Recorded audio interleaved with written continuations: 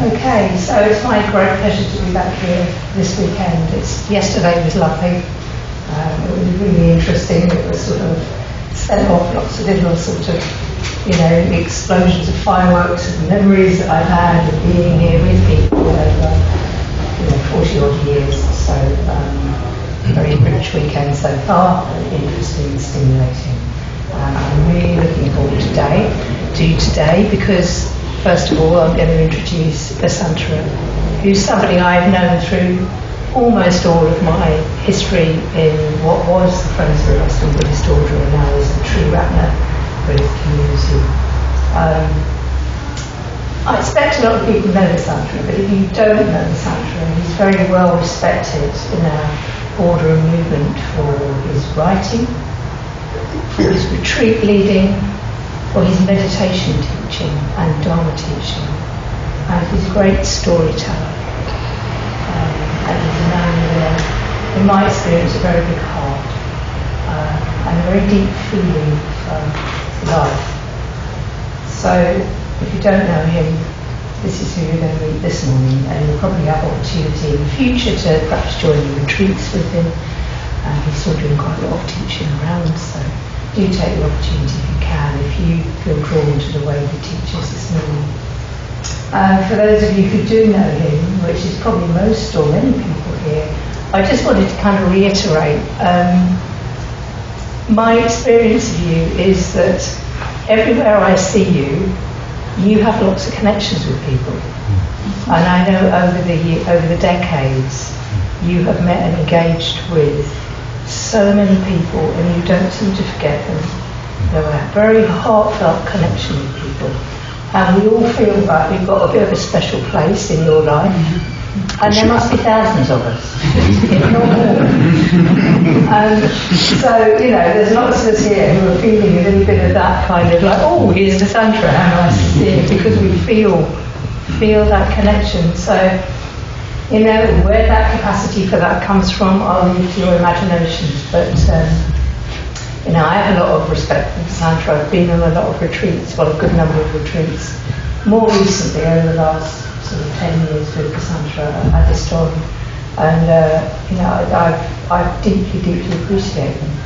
And one thing I deeply appreciate is that through his teaching, there is a sense that there is a space for everyone and everything. Every mental state, every doubt, every issue, everything there is a space for within that practice, and I feel very included. So it's picking up slightly on one theme of inclusion that I brought in yesterday. And I also have a great respect for how I feel that you actually exemplify everything you teach in your communication. Someone with a slightly kind of sharp mind at times and slightly hyper-vigilant mind about whether people are quite being kind of, who they're presenting themselves to be. I find Vessantara absolutely full. So that's a confession of me, because I have a mental capacity in me. But I just wanted to say, I think, he really does exemplify what it's about. And let's see where we go into the great ocean of heart and the great blue sky of mind this morning. So, welcome Vessantara, lovely to see you back here. Thank you very much indeed, Kim and Andy.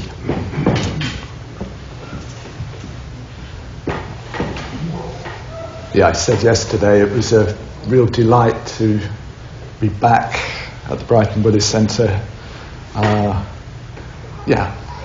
Looking up at a blue sky today, even. Might get a seagull or two, let's see. So I have a long connection with the Brighton Centre.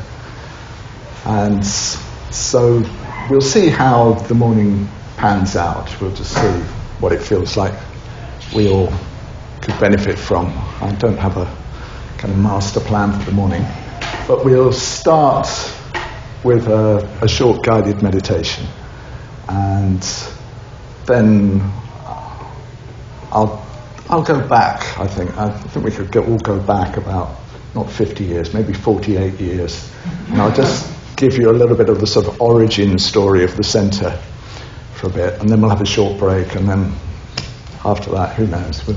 We'll find out. Okay. So if you'd like to make yourself comfortable, I'll guide this meditation, but please feel free to do whatever your mind needs, and if I say something that isn't going in the direction that your mind needs to go, we'll just let it flow through. Just feel free to do that.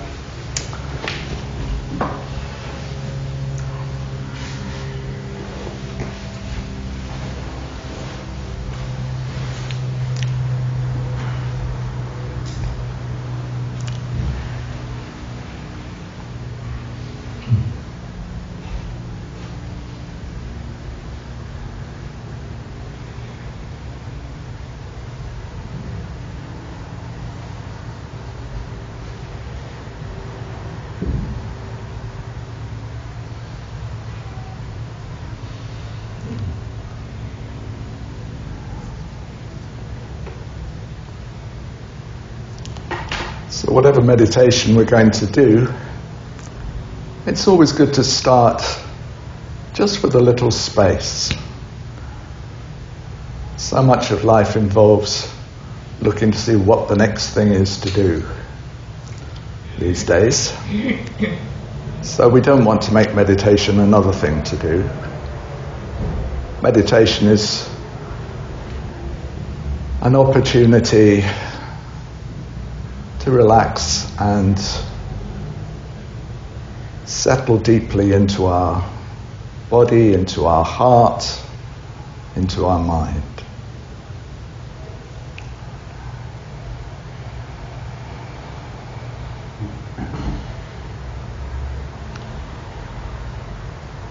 So to start with, let's just notice what's happening. No need to do anything about it. Just experience it as it is.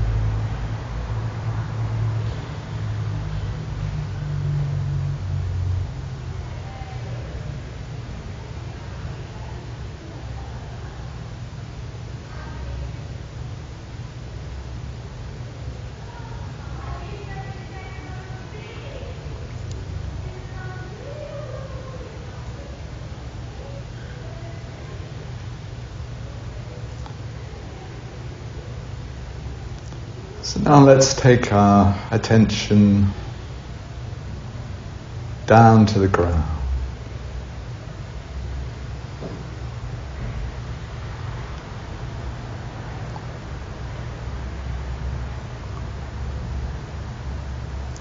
Through meditation, we can learn to be really well grounded, so that whatever happens in life, whatever winds there are blowing us around, as if we're really rooted, stable.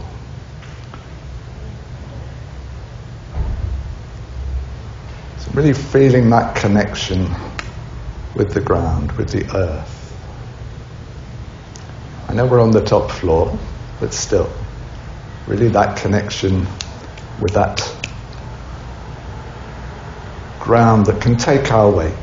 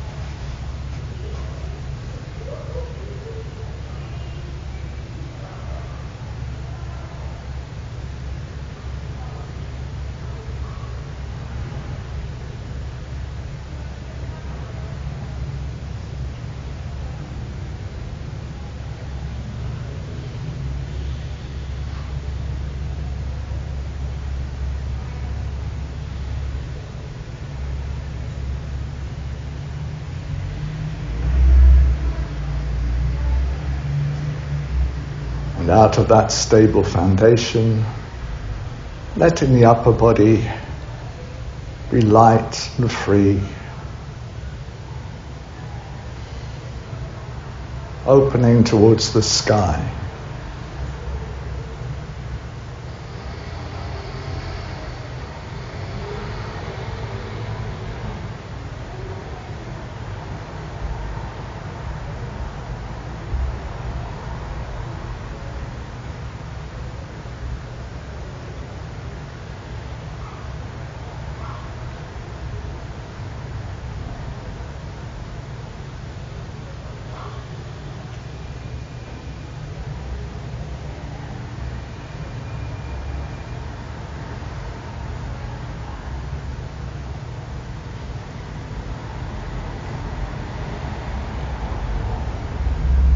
Now let's bring awareness into the body.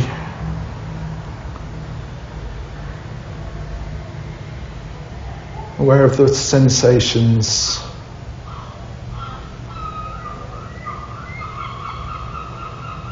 Whatever we notice,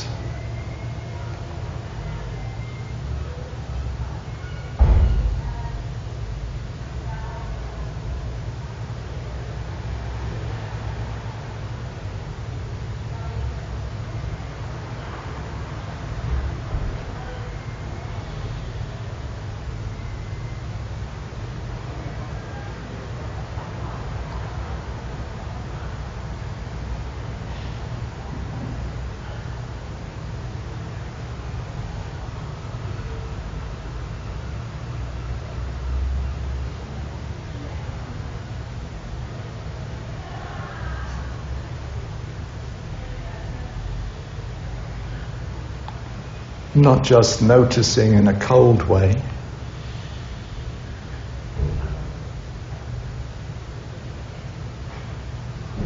with a very kindly, receptive, nourishing kind of awareness.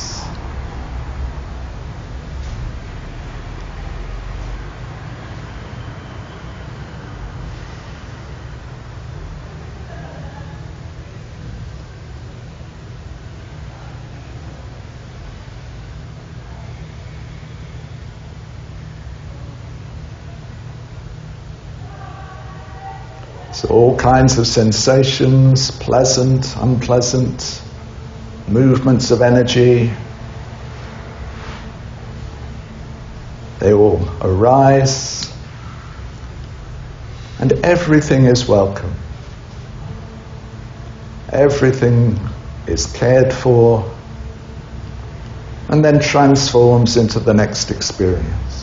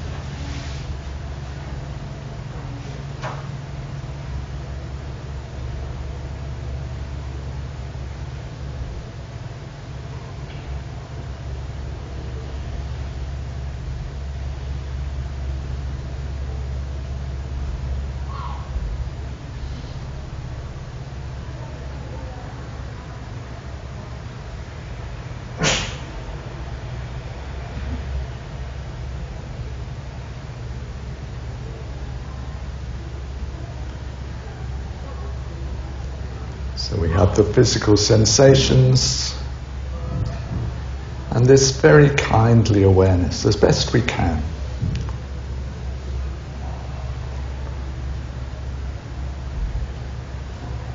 Let's put more emphasis on the kindness, this open well-wishing. Let the whole body fill with that.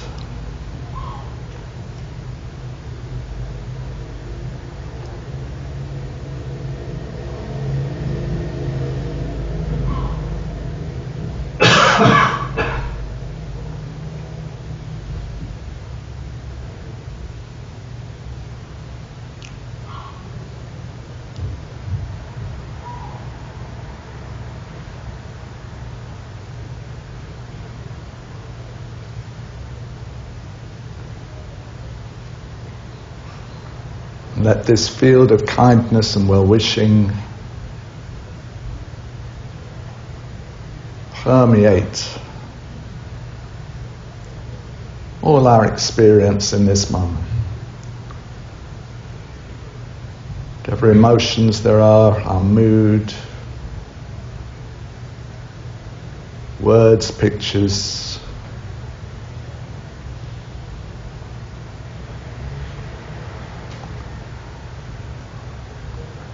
letting it all come and go in this field of kindly awareness.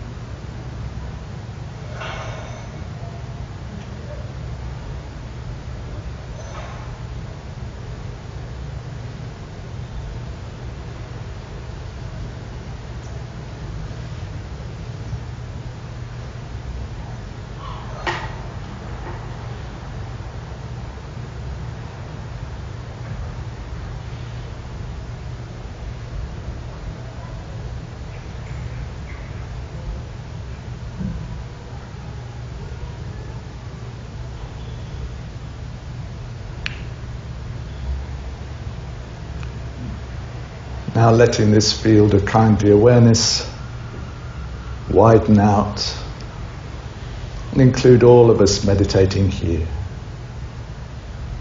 So there's a network of kindness and well-wishing to which we're all contributing our energy, all participating in, all receiving.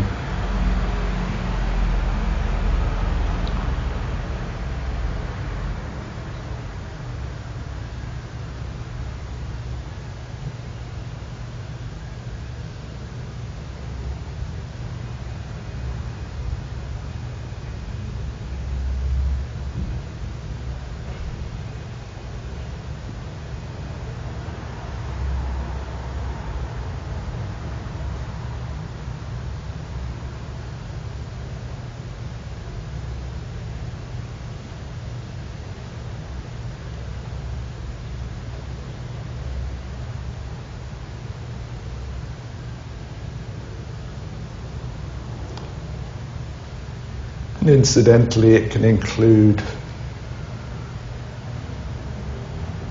the sources of any sounds we can hear, so many seagulls that pass by, any drivers of cars we can hear. They're all included. We're not closing anything out. Everything's welcome, the whole of life.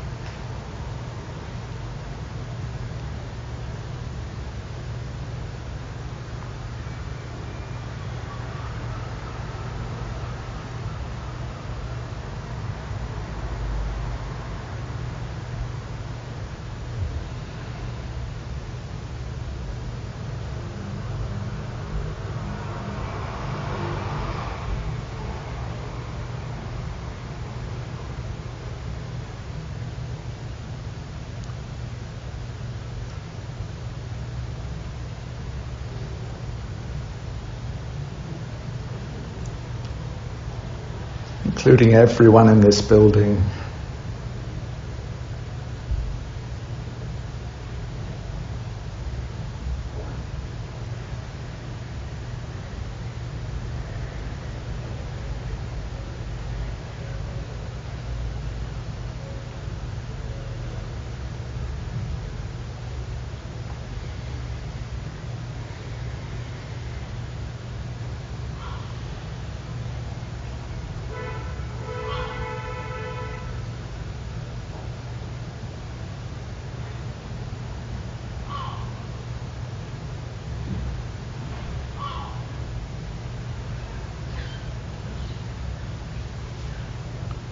And as we're focusing on the 50th anniversary this weekend, for the last few minutes of the meditation, let's be aware of all the people who have contributed the conditions that have enabled us all to come here to this beautiful place, to meet and connect with this community,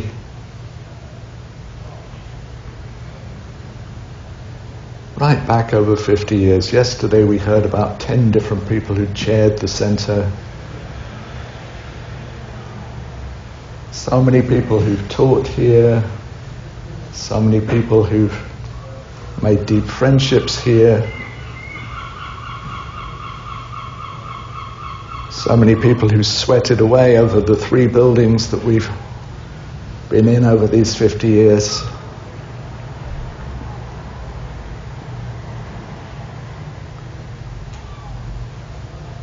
All the people who've done yoga in these 3 centres, all the people who've learned to meditate, whether they've gone really deep with it, whether they came once and went away, anyone who ever contributed, anyone who ever put any money in the dana bowl, all of that.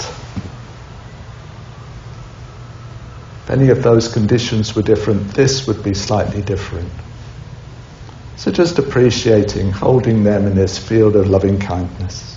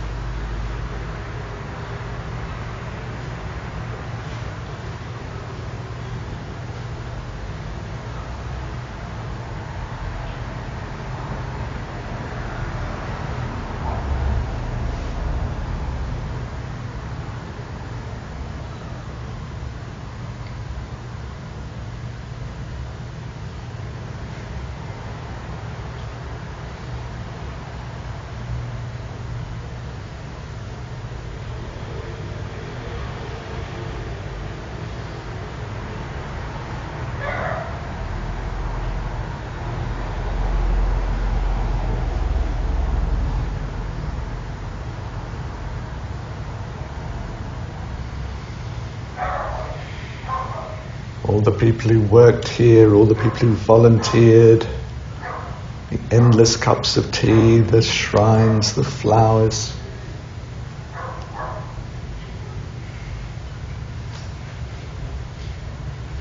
Somehow keeping it all going, handing it down to us. People we know, people we've never met.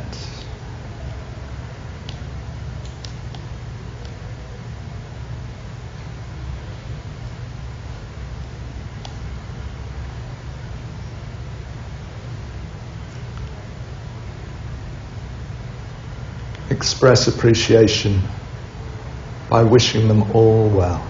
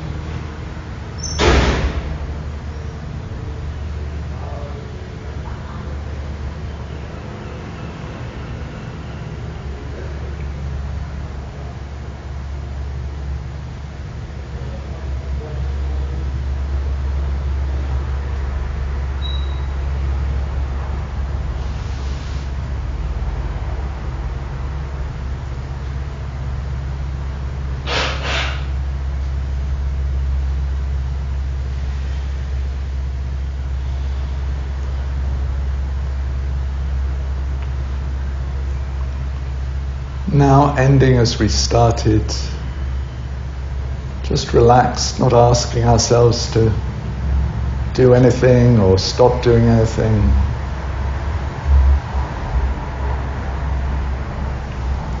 Just resting in our experience, however it is.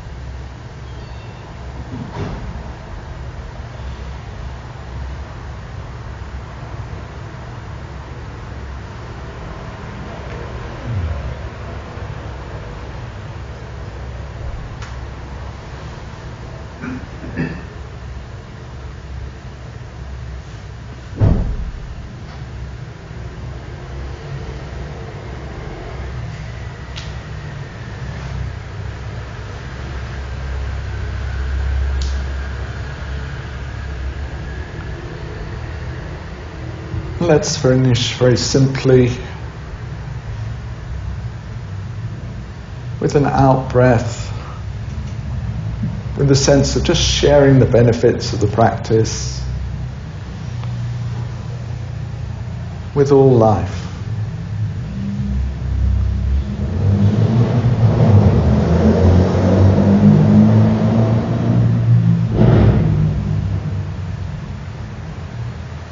So we finish with open hands and an open heart.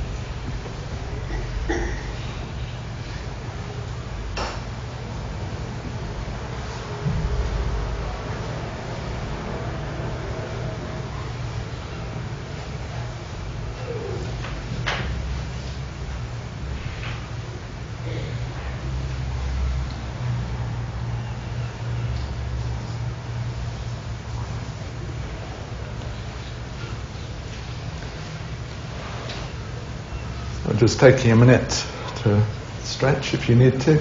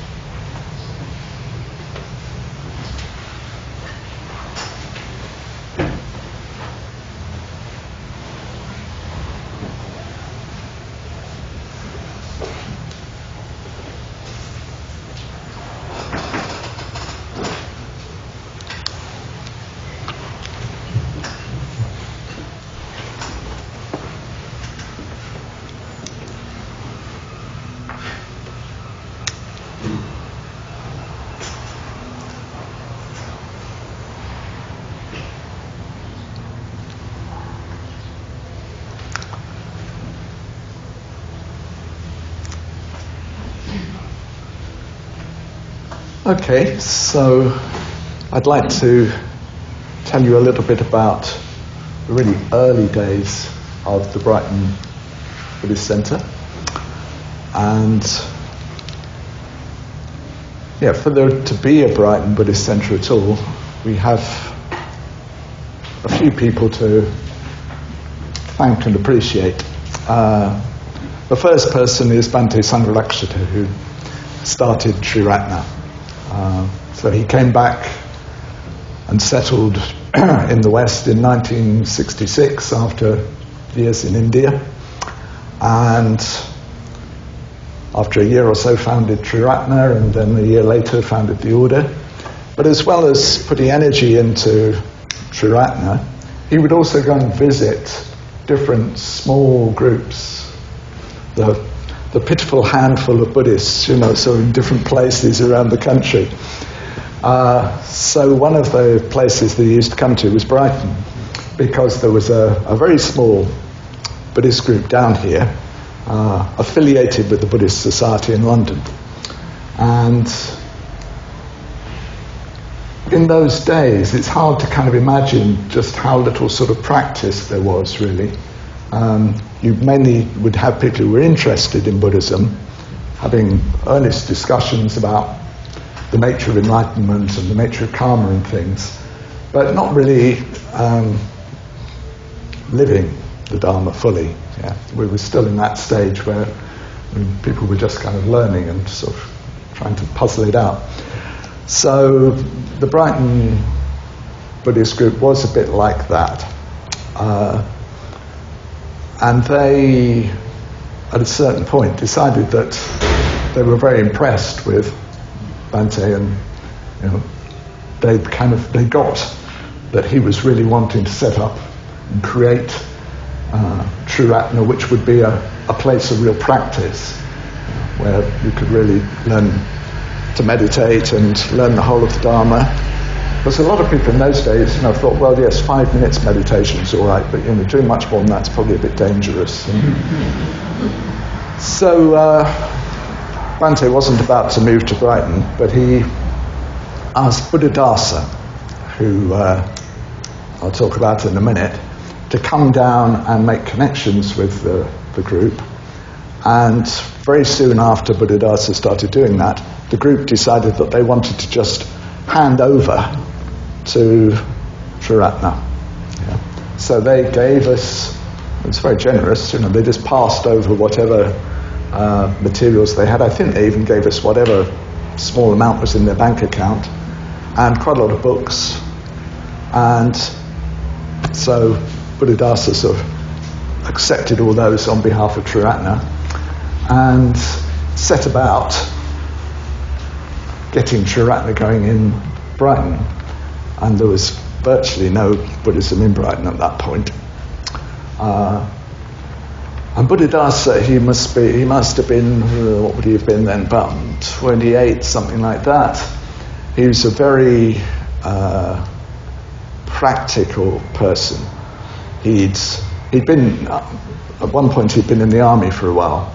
He'd been in the Royal Engineers, and he'd got that sort of practical kind of confidence that you get from that kind of service.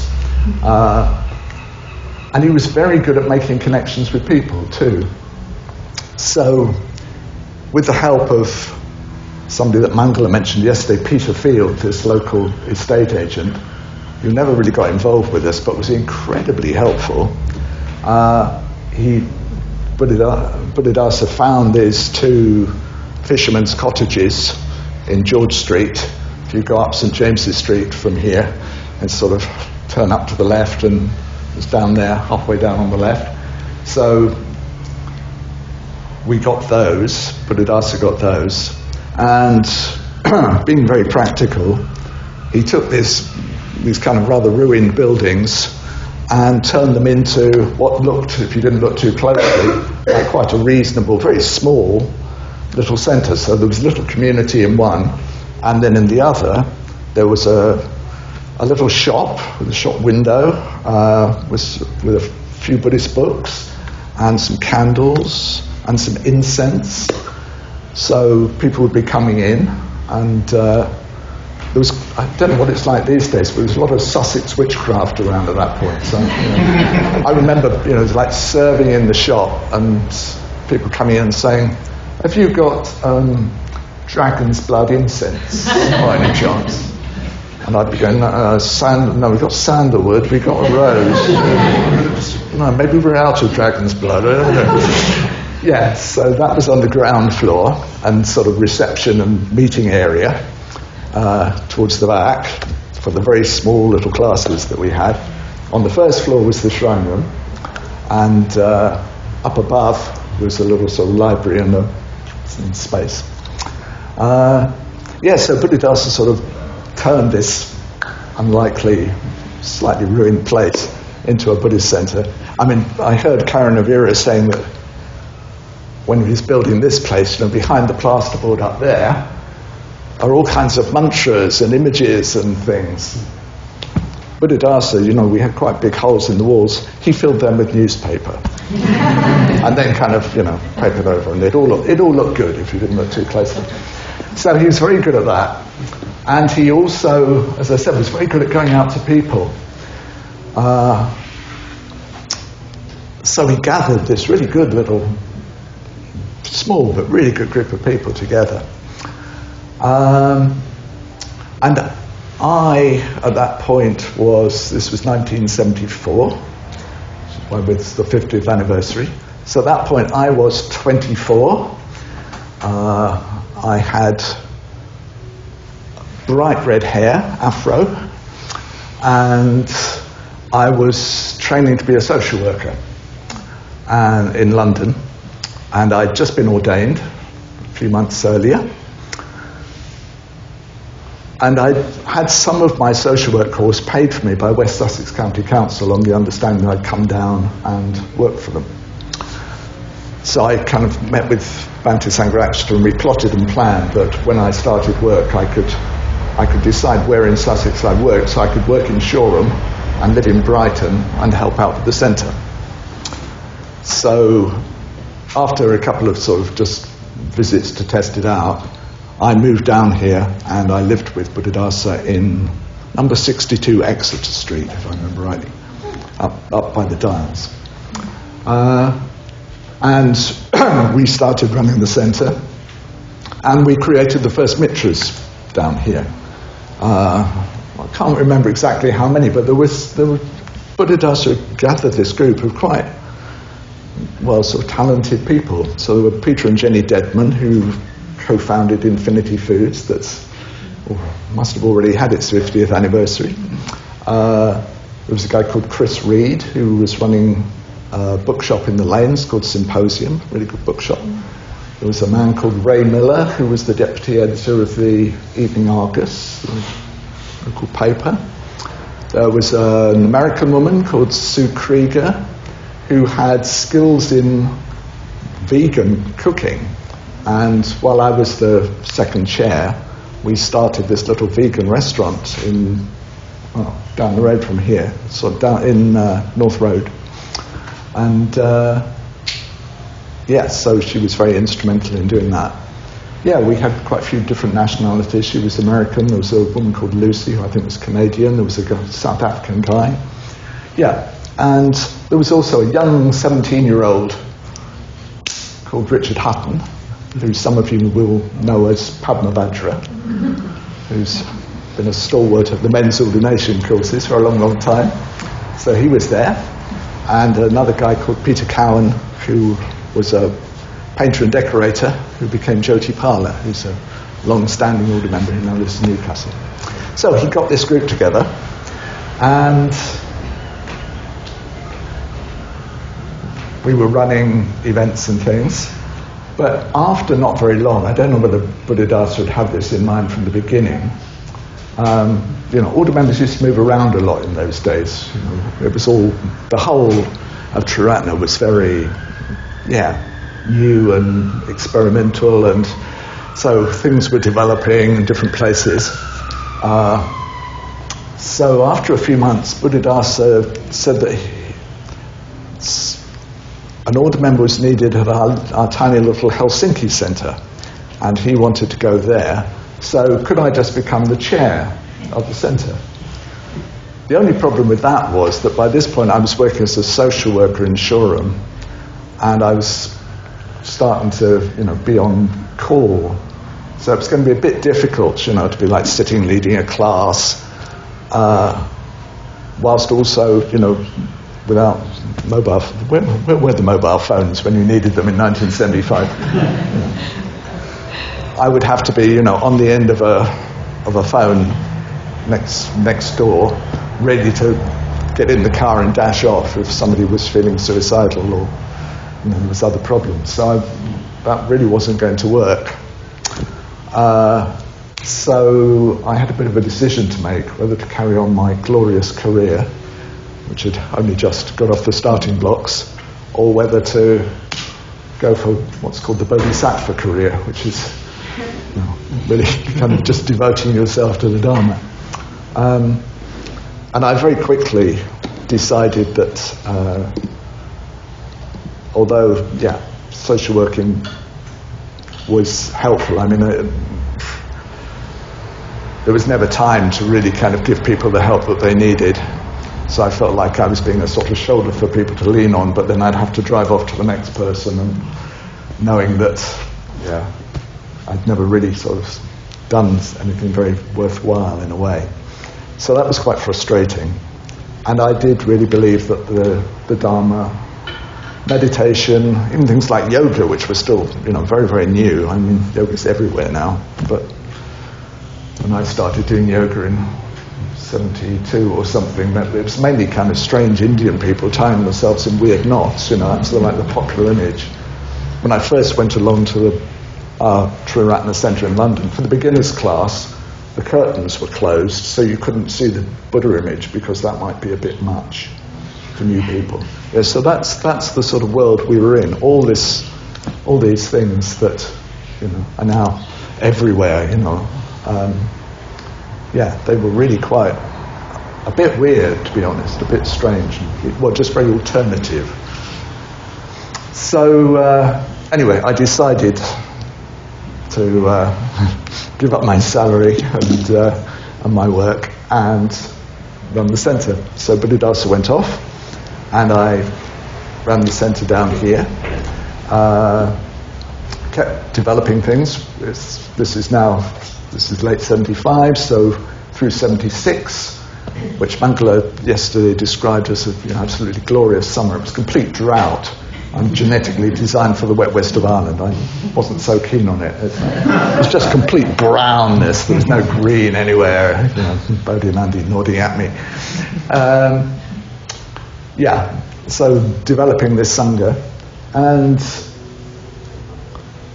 I also invited Bhante down he came down to give a series of 4 talks on Buddhism. He talked about Buddhism for today and tomorrow. So he was talking about how you develop as an individual and how you develop a community and how that could influence the society. So I have vivid memories of him standing. We hired a room in the pavilion, the King William IV room. So there he was, surrounded by these exotic birds and sort of hand-painted wallpaper. But that had quite a big impact on things, and the Sangha grew. And then more order members came to join me. Ashvajit came, and Mangala came.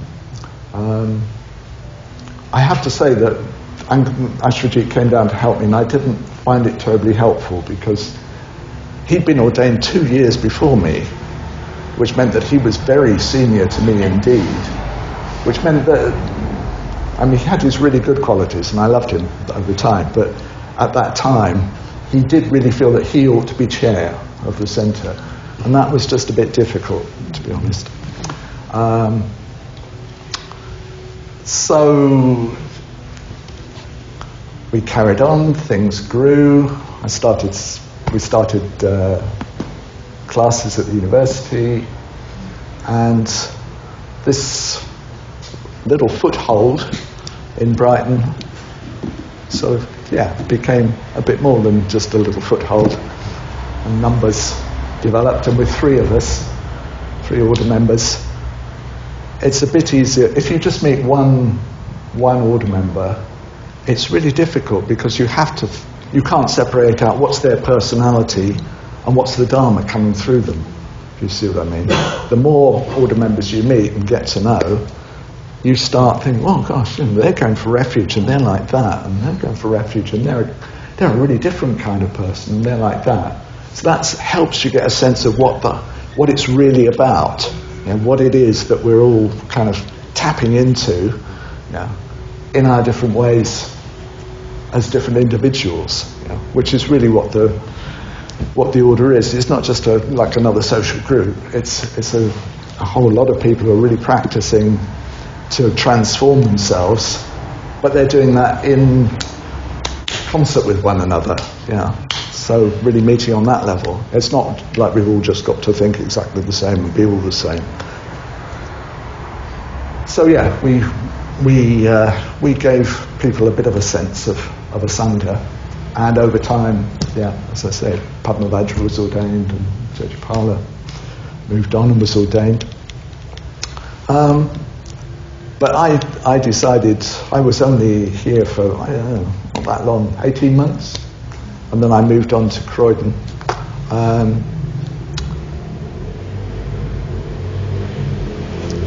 But yes, I loved being in Brighton. I loved making the connection. I mean, Brighton then was very sort of alternative compared to most places, and I just loved all the different kinds of characters that you could meet, and going out and trying to connect with them on, in what was really important in their lives. And I also, it's where I really learned to teach, and to do a lot of courses and things, which was really good. I'm just having a memory as I'm sitting here, like here I am talking to all of you. I had this one evening, I learned a lot about giving talks. I was still social working. I kind of drove back a bit late because something had happened, dashed in, and I was going to be giving a talk in the centre. I just had time to pick up my notes and sort of rushed in, and we had a meditation. That was good, and I can't remember what I was talking about. It was something very basic, sort of 5 spiritual faculties or 5 hindrances or something. So when I gave the talk in those days, I always liked to have some story or something I could start off where I didn't need my notes, so I could just connect with the audience. So I did that, but at a certain point I needed to work out what to say next. So I looked down at my notes, and they said, 2 pounds of carrots, 2 pounds of onions. What? I picked up the wrong piece of paper. So I thought, oh well, it's all right. I said to you, I'm terribly sorry, I've got the wrong notes, but I'll carry on. But I didn't really carry on. I kind of limped along for about 5 minutes, and then I ground to a really embarrassing halt. And kind of sat down, and I remember Mangala and Mitra called Christine Royceter sort of commiserating with me afterwards. But in a way it was great, because I kind of, like, the worst thing that could have happened had happened, and I was still here, and my friends were still talking to me, and it was all right. And so out of those sorts of beginnings, these days I'm very happy to see all of you and just sit here and rabbit on. So out of all those very kind of, it wasn't just giving talks. I mean, Buddhadasa and I, I'd only been ordained for a year. I'd only been a Buddhist for not very long. We really didn't know very much Dharma. We were a bit more like sort of inspired mitras who've asked for ordination now. That was sort of like the level of knowledge that we had. And in a way, I think it was crazy that Bhante Sangharakshita sort of threw us in the deep end. But if he hadn't, he could only do so much as one person. But I think we did more good than harm. I comfort myself with that thought.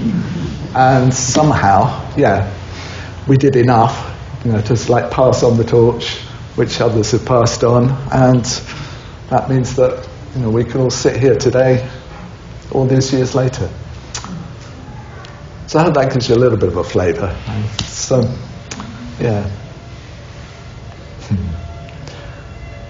but it is great to see how much is developed, not just here but around the world. When I was ordained, I think I was the 44th active order member, and now there's 2,000, getting on for 800, something like that.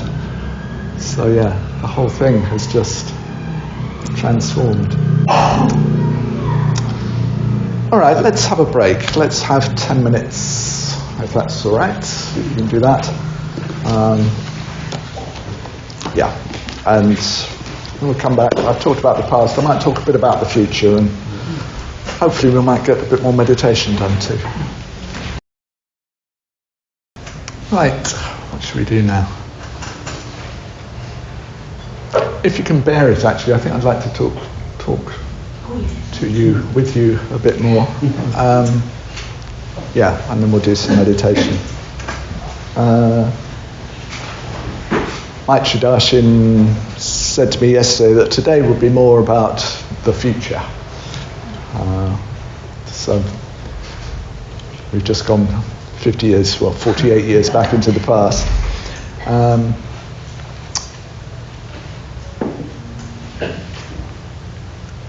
Yeah, yesterday when we had a panel of previous chairs of the centre, and then in the afternoon there was people sharing views and appreciation and things about where the centre could go from here.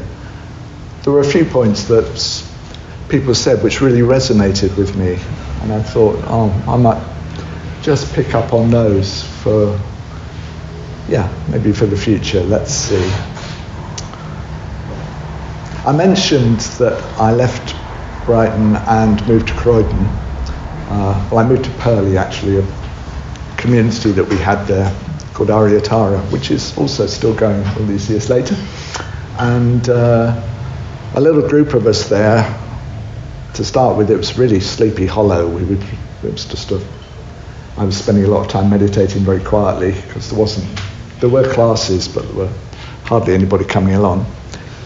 But we had a very talented little group of order members, and within not very long at all, from like 4 people coming along to the classes, we had 60. And we also expanded into Right Livelihood. We got a place in West Croydon, which was a community, but we also started a vegetarian restaurant and a whole food shop, and we had other Right Livelihood businesses going. Again, usually with very little in the way of skills, but just an awful lot of kind of youthful kind of energy and enthusiasm and idealism and just finding a way. So we had this place in Croydon, which we put a lot of work and effort into, and it was rented from the Croydon Council. But at a certain point, the council did a deal with some big pension fund that, in return for the pension fund getting to erect, another large office block in the middle of Croydon, the council would get a bus station in West Croydon. The only problem was that there was this building with this whole food shop and restaurant, which had been rented out to the Rainbow Cooperative Croydon Limited. Yes, we used to run a lot of our work under industrial cooperatives in those days. So they needed to be moved out. And Peter Field, this incredible friend of ours, he negotiated for us with the council, and so we moved out of this place that we put so much effort into in West Croydon. We got given a place in the High Street. We got given £24,000 worth of compensation, which was a lot of money in those days. But because it had all gone till the 11th hour, I moved out of the community there. The businesses closed down, like on the Friday or something. And about 2 or 3 days later, maybe the Monday, I and a friend watched while this big crane would come along with a real kind of Miley Cyrus wrecking ball going, sort of there's my bedroom window. No. There's the whole kind of shop that we'd sort of fitted out and put together. Not sure how this comes across on the recording, but anyway. Yeah, sounds of, smashing and things collapsing. Yeah, the restaurant. And the interesting thing that has still stayed with me all these years is that I and my friend, we didn't really feel that sad. We didn't feel very sad at all. And what we discovered, sort of like talking about it, was that although we put all this hard work into this place, what we'd really been doing wasn't building a place, we'd been building a community. We'd been building all kinds of friendships, we'd been building a kind of common vision of bringing the Dharma, into the world. That's what we've been building. And for the future of any Buddhist center, any Buddhist enterprise, that's what we need to keep working on. We need to, this place has so much care put into it. It's a delight to come here. Thank you to all those who are involved. But fundamentally, it's not about the building. Yeah. It's about the way in which the building gives us an opportunity to meet, to practice together, to form connections which aren't just about everyday friendship. They're actually based on us all doing what we can to deepen our practice to become freer, to become more open-hearted. Yeah, that's what this place is actually about. So the future of this place, who knows? May this building be here for a very long time. May it be a real resource for very many people. But if not here, then somewhere else, but may that community, that sense of community, keep building and growing more and more and more and more. Yeah, so that's one thing which is really important that we get hold of. Although actually we need also to understand it all right. Maybe I can think about what I'm going to say in terms of the three jewels. So that's like the Sangha aspect. Yeah. But you also really need, it's not enough that we just come together and have cups of tea and have a nice time together. That's just going to be more of the world. I mean, it may be exceptionally good here. So many people yesterday talked about just what a kind of reception they receive. How they felt very welcomed and accepted. And it's important that we feel that. Yeah, we all have our place. It's like sometimes even order members, will say to me, I don't know what my place is in the order. So you may not quite know how to express it yet, but you always have a place in the order. Once you have one of these white or gold things around your neck and you have a Buddhist name and you've been accepted into that community, you're an order member. Yeah. So almost like thinking, well, what do I, am I the right sort of order member or how do I do it? There's no need to think like that. Yeah. It's a bit like the Arthurian round table. There's a seat for you and it's got your name in gold written above it. Yeah. So just take your seat. Yeah. And then out of that you discover your place. You discover that in the course of interacting. And it's actually the same on a, less, what's the word? Maybe challenging level. Just coming along to the centre. Yeah. The centre is open. It's open to human beings. Yeah. So we all qualify. which means, let's come and really take our place in the centre. Yeah. And we will make connections. Yeah. Some of us make easy connections, some of us it's not so easy. Doesn't matter. Yeah.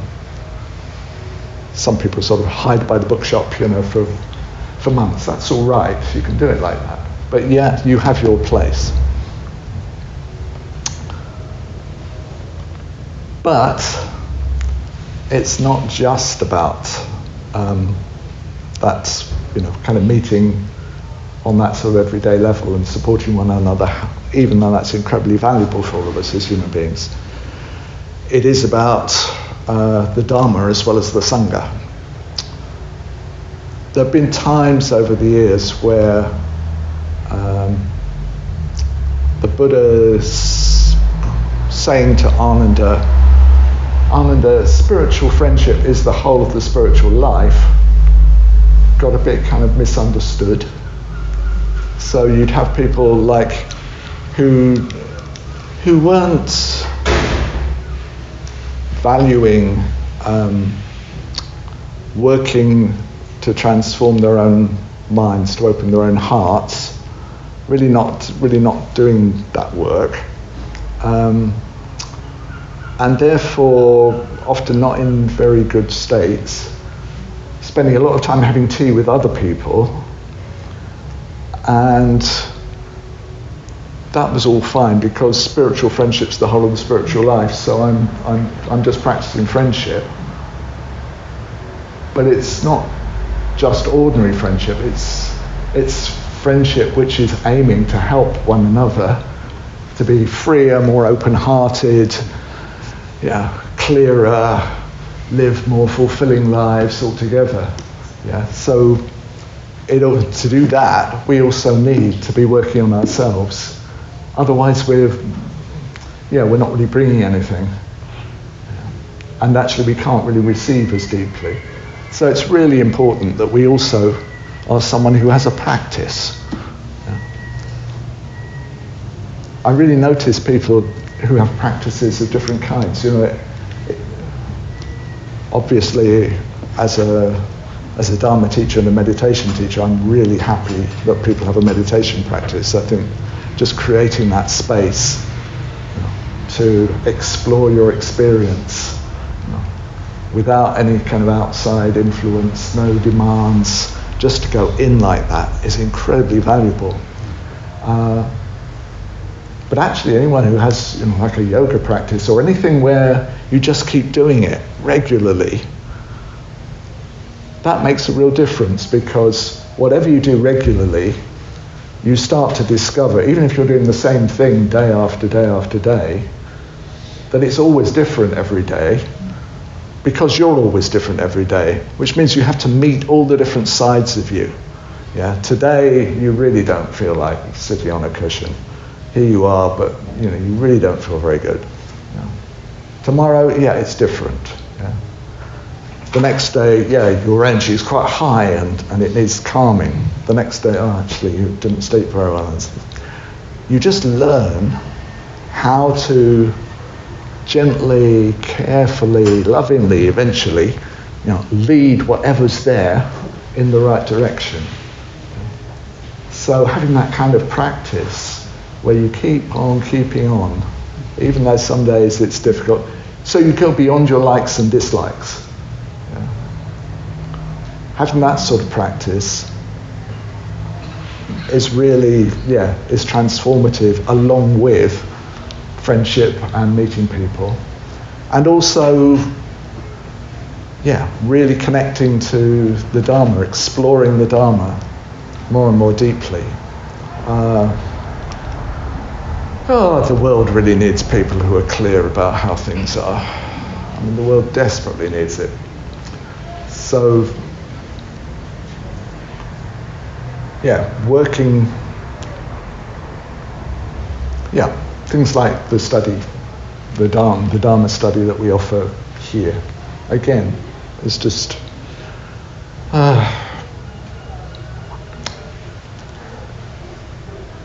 you have somebody leading a group and they have a certain amount of experience, But if they're studying the Dharma, then it's like we're learning indirectly from people who really know how to be free, really know how to be open-hearted, yeah, have actually really lived fulfilling lives and have passed on the advice about how to do it.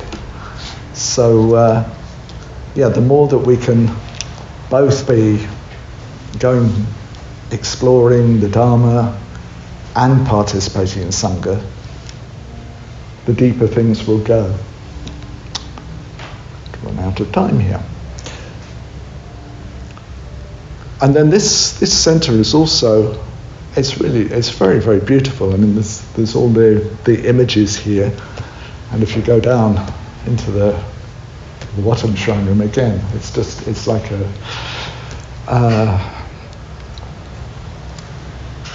it's like a series of magic mirrors, really, because any Buddhist image that you see is an image of your potential. That's really what it's showing you. Yeah?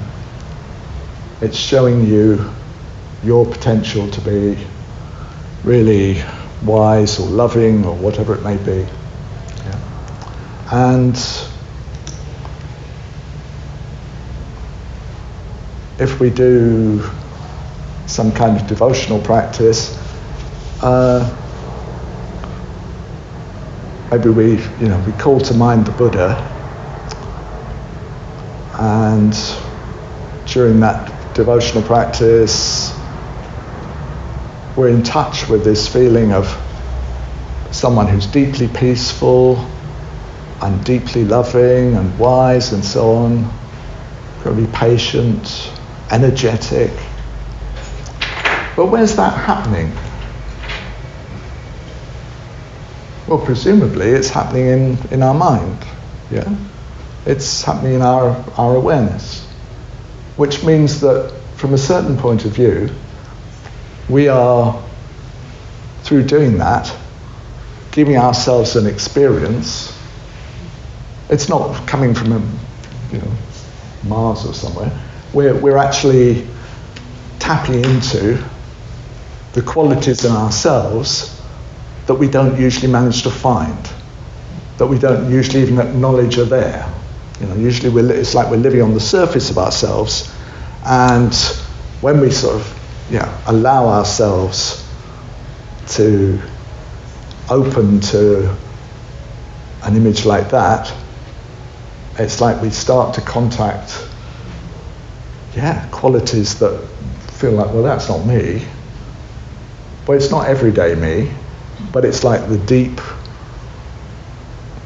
depths of our minds are amazing.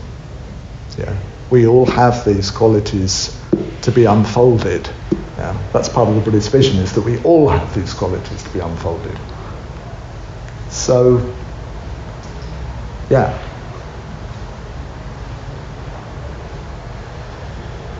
it's really, again, helpful not just to kind of meet as a community, not just to practice wherever we live, wherever we are, and here together, but also to keep that sense of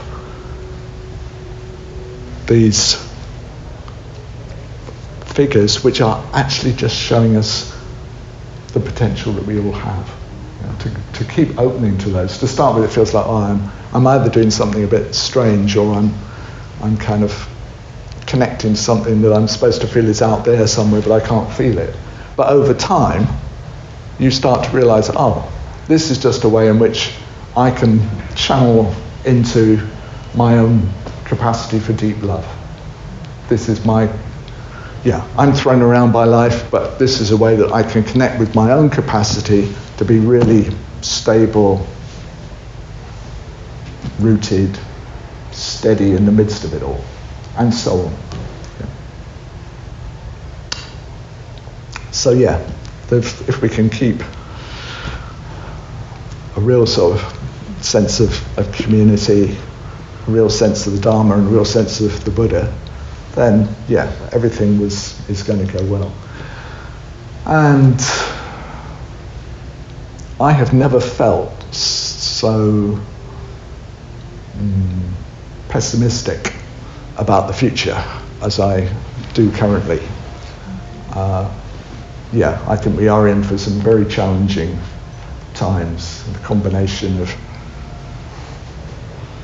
the climate emergency, the sort of political changes that are happening in the world, the pace of change that's happening, the kind of unknowns of some of the technology that's happening, the sheer inequalities that there are, all those together are just going to intensify, I think, over the time to come.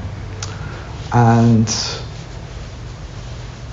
it's going to be more and more crucial that there's places like this centre where people can come and discover like-minded people, people with open hearts, people who are helping one another to be open-hearted, to be clearer about how things really are. Because part of the difficulty with what's going to happen is that we're all going to feel that this isn't right and it shouldn't be like this. And we're going to feel that, like in my lifetime, by and large, with some very nasty blips, you can feel there was progress. Things were getting better, things were developing. After 2 world wars, we'd learned from those, getting better and better. Now, I'm not sure it's going to carry on like that. So, the Dharma, part of the Dharma understanding is that as human beings, we have the potential to go into any of the 6 realms. It's there in all of us. Which also means that as collections of human beings, we have the possibility and the potential to kind of go there together. Which means that we can create conditions within groups and societies that are really kind of helpful and beneficial. We can also create hell realms.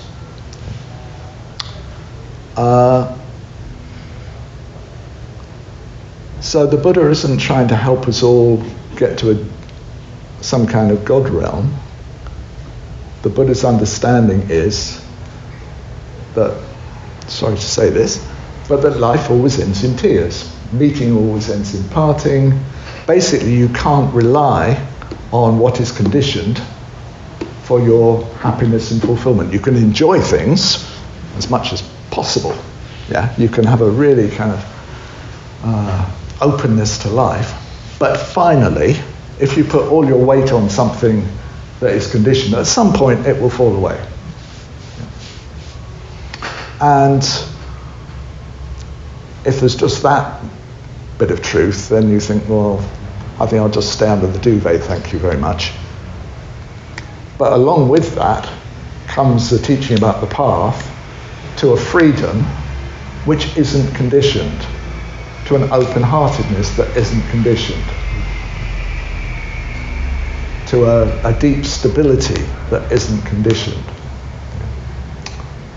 So it's like through Dharma practice, it's like we start to really tap into that deep potential that all those Buddha figures are presenting us with. It's like we find an inner sun, or an inner ocean. Kemanandi, at the end of her introduction of me, talked about heart like the ocean and mind like the sky. So becoming unconditioned doesn't mean closing down into some sort of meditative bubble in which I don't experience life at all. It actually means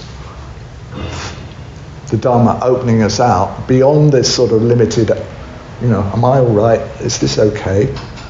Out into something much broader, where you have a really open heart, a heart like an ocean, which can meet whatever's happening. a mind like the sky that's so free, so open, that whatever is happening, it's okay. Yeah. It's not that you don't feel, you feel for things, but all the hopes and fears and expectations and anxieties, they're all things we're adding on.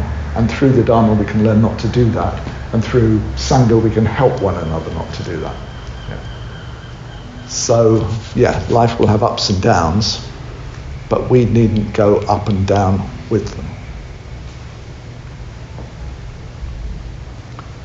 So, this centre could be everything from somewhere, where somebody who's just really struggling can just come and find a cup of tea, and somebody who will talk to them and meet them and smile at them for the first smile they've had in a week, to a place where we really are coming together, banding together in the middle of a world that's on fire to create a community which can have a positive effect. And this place can be a place where it's like the influence of the Dharma is stronger than the influence of the suffering that's around it. It can be a sort of place where we kind of resource ourselves, gather, band together to help in different ways. It can be, it's really going to be needed. And it could be a real beacon of light for Brighton and Sussex and beyond. Well, didn't know I was going to say all that.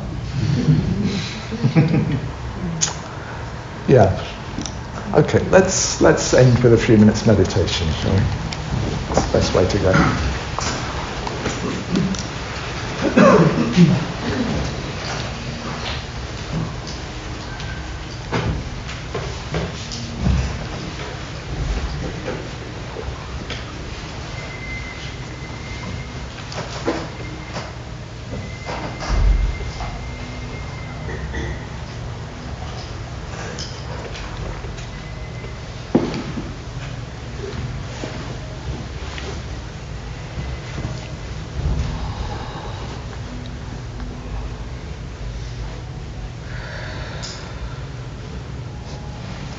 Yes, and breathe.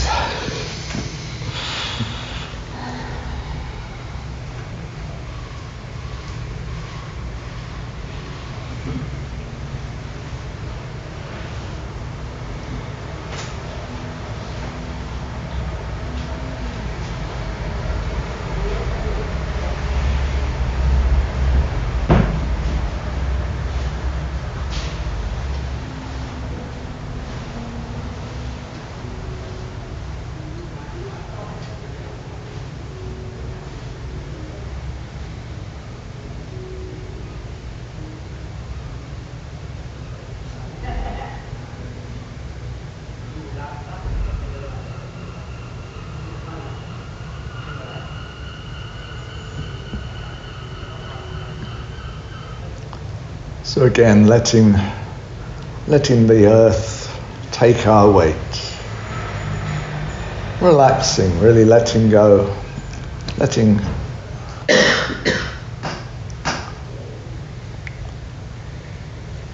our energy settle into the earth.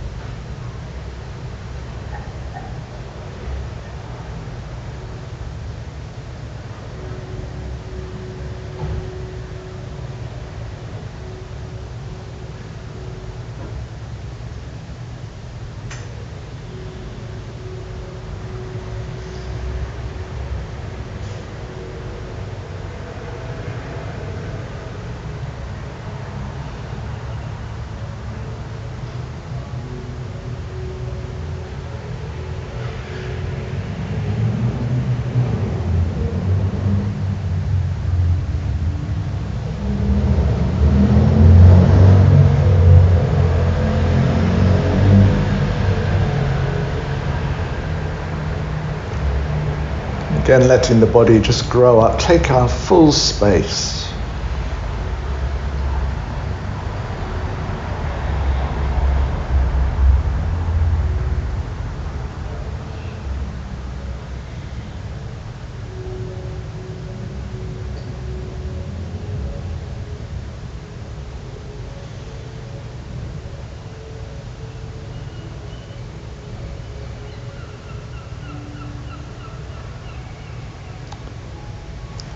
Now again,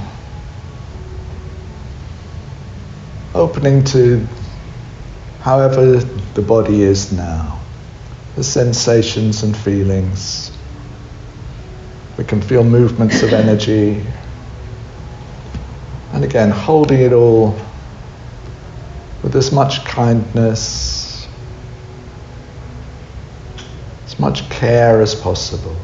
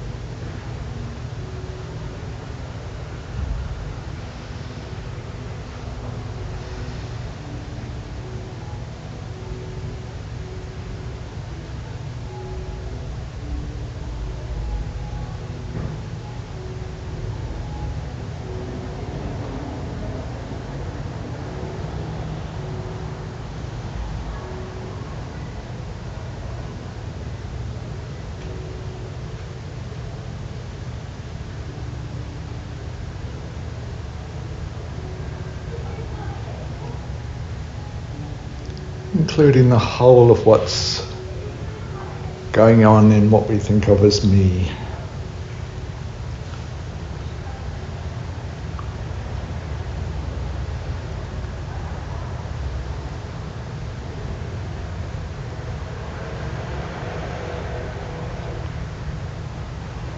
Letting it all come and go.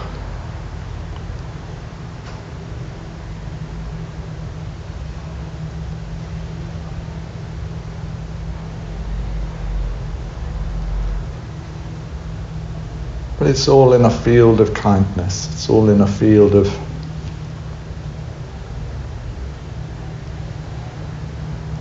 deep care.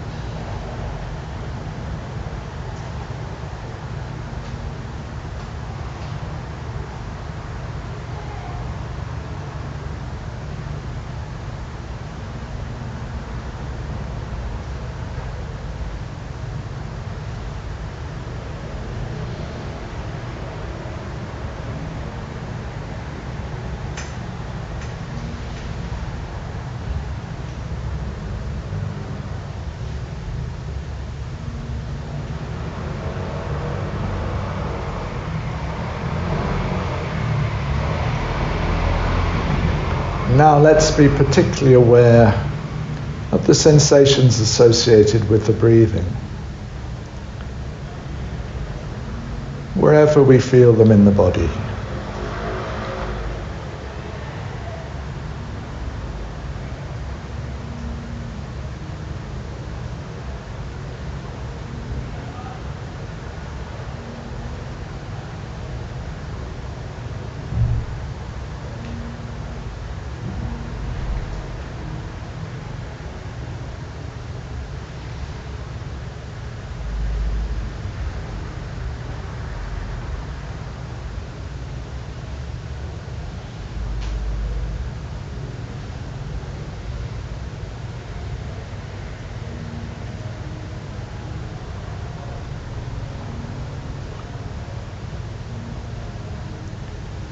Now with each out breath, let's share that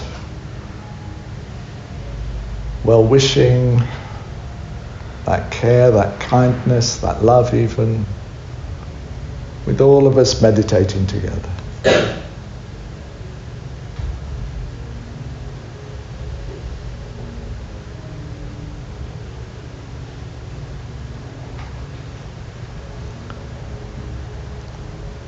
And with each in-breath, there can be a sense of receiving kindness, receiving love from everyone here.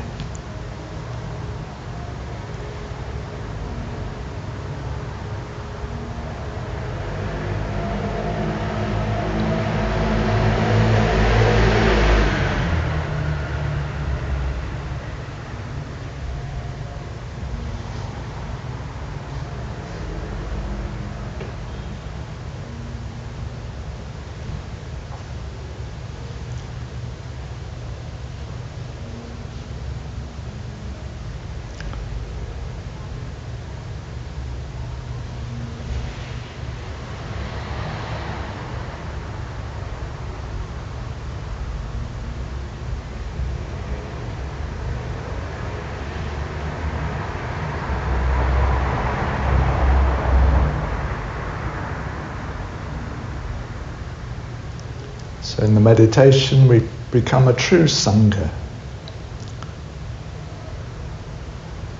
all doing what we can to work with our body-mind,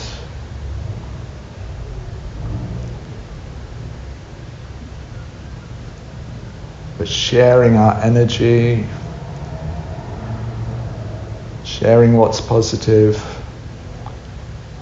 and receiving from everyone.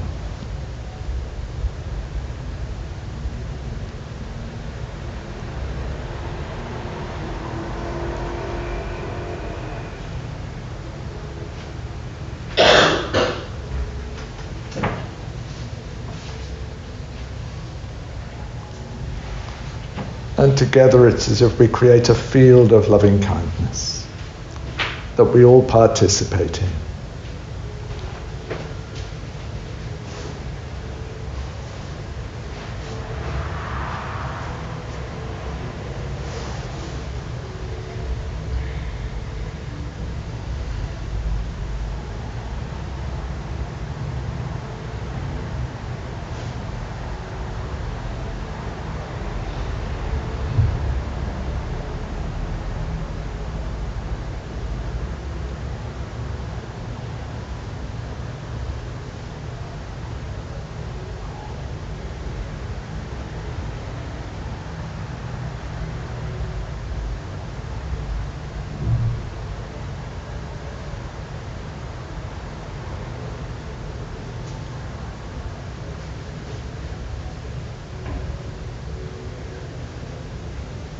Now together,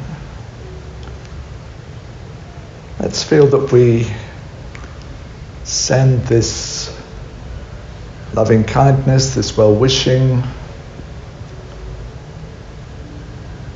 into the future, to our future self,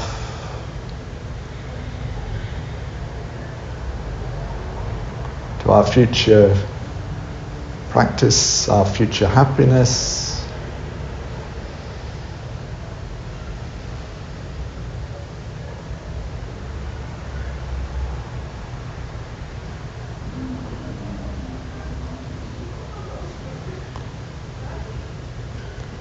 And to all those who will be practicing here in the future,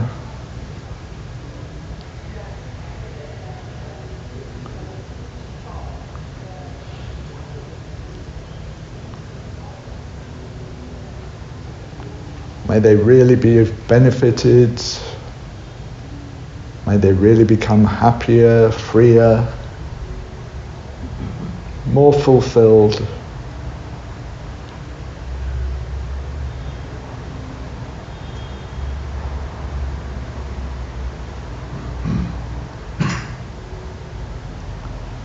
May they all contact that inner sun of qualities, that radiance.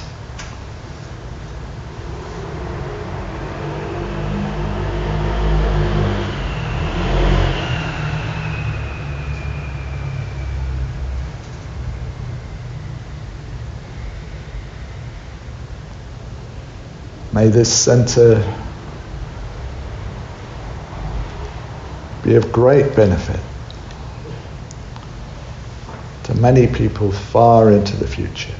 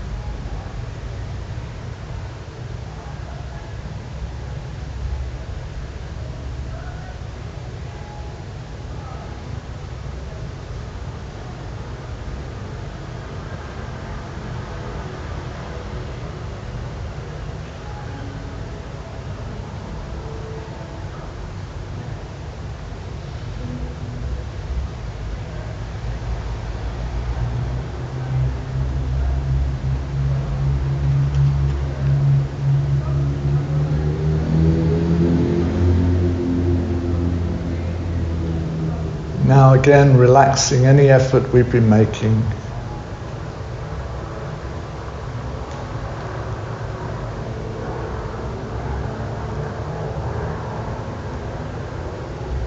Just aware of our experience as it is.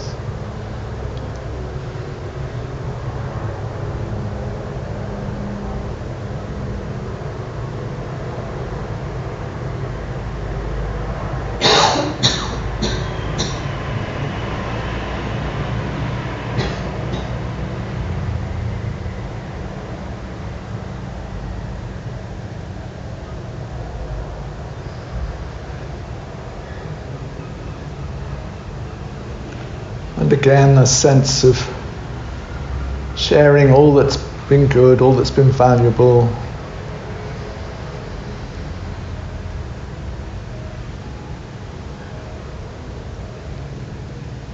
Sharing it with all life.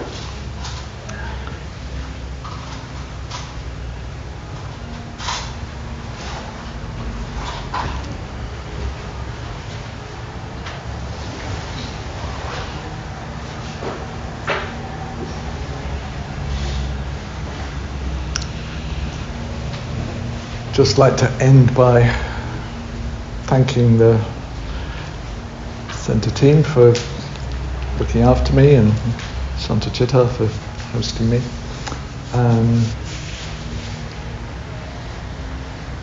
It's been great to come back, and it's been great to see a lot of old friends and also to get to know some of you who I've not really met before. And I'm not going to be able to stay for the afternoon. I'm going to have lunch and head off. I'd just like to say thank you to the team here and express my real confidence in the centre team. I think it feels like things are really going in a very good direction, and so please take advantage of them, but also help and support them in any way they can. Help them to help you. That would be just great. And may we meet again. Thank you.